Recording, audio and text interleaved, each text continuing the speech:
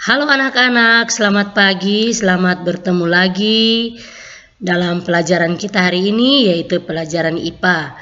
Tapi sebelum kita memulai pelajaran kita hari ini, mari kita minta tuntunan Tuhan dan kita berdoa menurut agama dan kepercayaan kita masing-masing. Berdoa mulai. Berdoa selesai. Anak-anak, kita akan lanjutkan materi kita mengenai sistem pencernaan makanan pada manusia. Minggu lalu kita sudah bahas tentang nutrisi atau zat makanan, dan hari ini kita akan lanjut mengenai organ pencernaan dan gangguan pada sistem pencernaan makanan. Tujuan yang ingin kita capai pada pembelajaran hari ini yaitu diharapkan anak-anak dapat satu, mengetahui organ-organ pencernaan pada manusia. Yang kedua, memahami fungsi organ-organ pencernaan pada manusia. 3, mengetahui penyebab gangguan pencernaan pada manusia. 4, mengetahui beberapa gangguan pencernaan pada manusia. Dan yang kelima, mengaplikasikan cara menjaga kesehatan dalam kehidupan sehari-hari. Saluran pencernaan makanan. Pencernaan makanan adalah proses memperhalus makanan menjadi bentuk yang dapat diserap oleh tubuh. Proses pencernaan makanan terjadi secara mekanik dan juga terjadi secara kimiawi. Pencernaan secara mekanik itu adalah proses memecah makanan dari bentuk kasar menjadi bentuk lebih kecil dan halus. Pencernaan mekanik ini terjadi di mulut dan juga di lambung.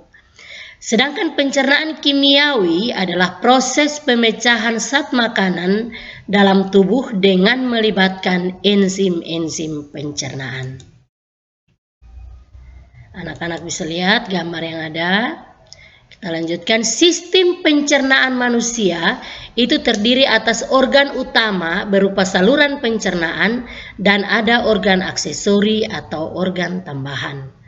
Saluran pencernaan merupakan saluran yang dilalui bahan makanan, dimulai dari mulut, kerongkongan, lambung, usus halus, usus besar, rektum, dan berakhir di anus. Sedangkan organ aksesori atau tambahan yaitu lidah, gigi, kelenjar air ludah, hati, kantong empedu, dan pankreas berfungsi membantu pencernaan secara mekanis dan kimiawi. Kelenjar pencernaan adalah organ aksesori yang mengeluarkan enzim untuk membantu mencerna makanan. Kita mulai saluran pencernaan dimulai dari pertama yaitu mulut. Di dalam mulut terdapat pencernaan makanan. Di dalam mulut terjadi pencernaan makanan secara mekanik dan kimiawi. Di dalam mulut terdapat gigi, lidah, dan kelenjar air liur yang mengandung mukosa dan lendir yang berfungsi sebagai bakteri. Juga terdapat enzim amilase atau enzim tialin yang akan memecah amilum menjadi maltosa. Kita bisa lihat gambar.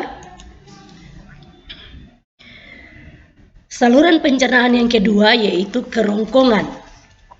Setelah melalui rongga mulut, makanan yang berbentuk bolus akan masuk ke dalam tekak atau faring. Kerongkongan berfungsi menyalurkan makanan yang sudah dikunyah dari mulut ke lambung. Pada kerongkongan terdapat faring atau tekak yang merupakan persimpangan antara tenggorokan dan kerongkongan. Anak-anak bisa lihat gambar. Faring adalah saluran yang memanjang dari bagian belakang rongga mulut sampai ke permukaan kerongkongan. Pada pangkal faring terdapat katup pernapasan yang disebut epiglotis. Katup ini berfungsi menutup ujung saluran pernapasan agar makanan yang kita makan itu tidak masuk ke dalam saluran pernapasan. Otot kerongkongan berkontraksi sehingga menimbulkan gerakan meremas yang mendorong bolus ke dalam lambung. Gerakan otot ini disebut gerakan peristaltik. Saluran yang berikut adalah lambung. Lambung terdiri atas 3 bagian, yaitu bagian atas atau kardiak, bagian tengah atau fundus, dan bagian bawah atau pilorus. Lambung bagian tengah menghasilkan getah lambung yang mengandung asam lambung atau HCl, enzim peptin, dan renin. Kita lihat gambar lambung. HCl berfungsi menjadikan ruangan di dalam lambung menjadi bersifat asam, sehingga dapat membunuh kuman yang masuk bersama makanan. Sedangkan enzim renin berfungsi menggumpalkan protein susu, sedangkan enzim pepsinogen berfungsi mengubah protein menjadi pepton.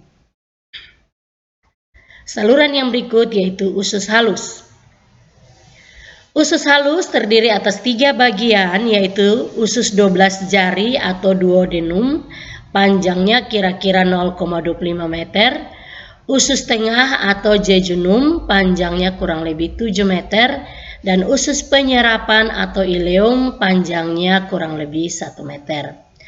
Pada bagian duodenum terdapat saluran yang terhubung dengan kantong empedu dan pankreas. Kita lihat gambar usus halus.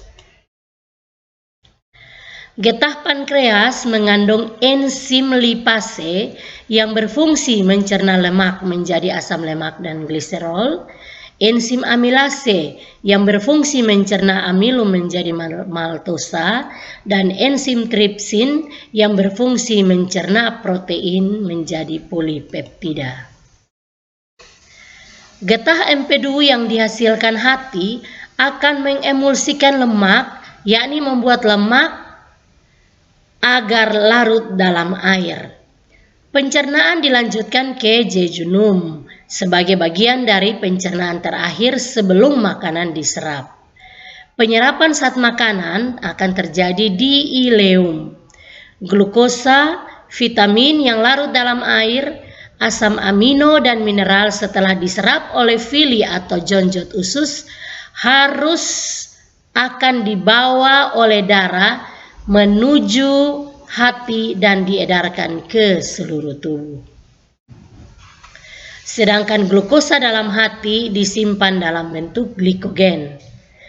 Asam lemak, gliserol dan vitamin yang larut dalam lemak setelah diserap oleh villi usus halus akan dibawa oleh pembuluh getah bening menuju hati, kemudian disimpan dalam jaringan lemak.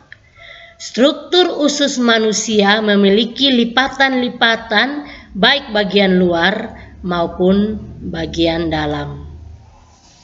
Semakin luas permukaan bagian dalam usus, semakin banyak villi atau jonjot yang terdapat, yang akan menyebabkan proses penyerapan terjadi juga semakin efektif.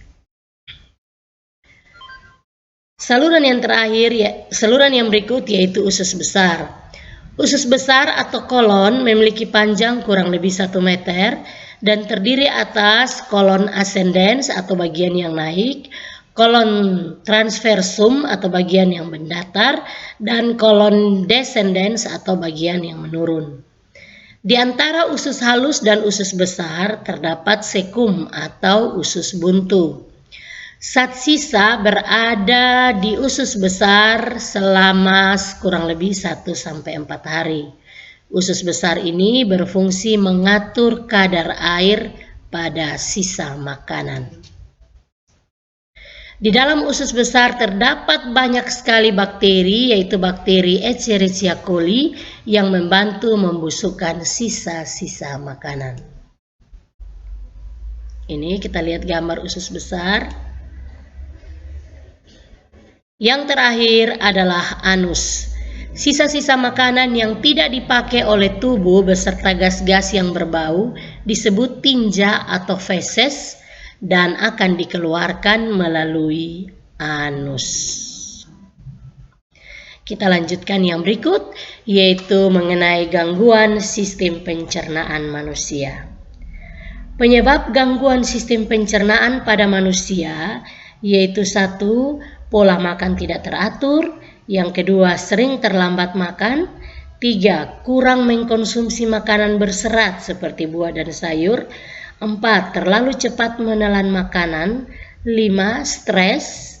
6. Mengkonsumsi makanan yang mengandung kuman. 7. Kebiasaan buruk yang selalu menunda buang air besar. Dan yang terakhir adalah terlalu banyak mengkonsumsi makanan yang mengandung gula. Gangguan sistem pencernaan makanan pada manusia yaitu yang pertama, MAH atau gastritis. MAH merupakan gangguan akibat peradangan pada lambung. MAH disebabkan karena meningkatnya kadar asam lambung yang dipicu karena pikiran tegang dan pola makan yang tidak teratur. Luka pada lambung yang tidak segera terobati dan berakibat infeksi bakteri Helicobacter pylori. Gejalanya berupa nyeri perut bagian atas, mual, muntah, dan kembung. Cara penyembuhannya tergantung pada penyebabnya. Bisa dengan membatasi konsumsi makanan pedis dan berlemak, kurangi minuman,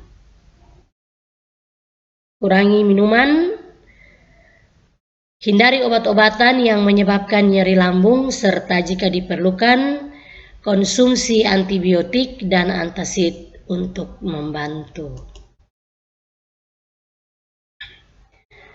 Gangguan yang berikut yaitu diare. Diare merupakan penyakit saluran pencernaan yang disebabkan oleh infeksi, bakteri, parasit, maupun virus sehingga mengakibatkan iritasi pada selaput dinding usus atau kolon. Penyebab infeksi virus pada usus besar dan alergi makanan. Gejala-gejalanya perut kembung atau kram, tinja atau feses menjadi encer, rasa mulas atau terkadang mual dan muntah. Cara penyembuhannya, diare itu akan sembuh dengan sendirinya. Hal yang diperlukan, yang harus dilakukan adalah dengan beristirahat yang cukup dan banyak minum supaya tidak mengalami dehidrasi. Gangguan yang berikut yaitu konstipasi atau sembelit atau susah BAB merupakan kondisi feses keras atau kering sehingga sulit dikeluarkan. Penyebabnya kurang asupan makanan berserat dan kurang minum. Cara pencegahan, tidak sering menahan BAB, makan makanan yang berserat seperti sayur dan buah-buahan, hindari konsumsi makanan yang tinggi lemak dan gula, minum air yang cukup, dan peningkatan aktivitas fisik. Gangguan yang berikut yaitu karies gigi. Karies gigi merupakan kerusakan gigi akibat infeksi bakteri yang merusak lapisan gigi. Penyebabnya adalah kurang menjaga kebersihan mulut. Upaya pencegahan yaitu dengan menyikat gigi minimal 2 kali sehari, membersihkan gigi menggunakan benang gigi, berkumur dengan larutan garam dan air hangat, serta pemeriksaan gigi secara teratur. Mengurangi makanan yang manis dan minuman bersoda dan juga perbanyak minum air putih.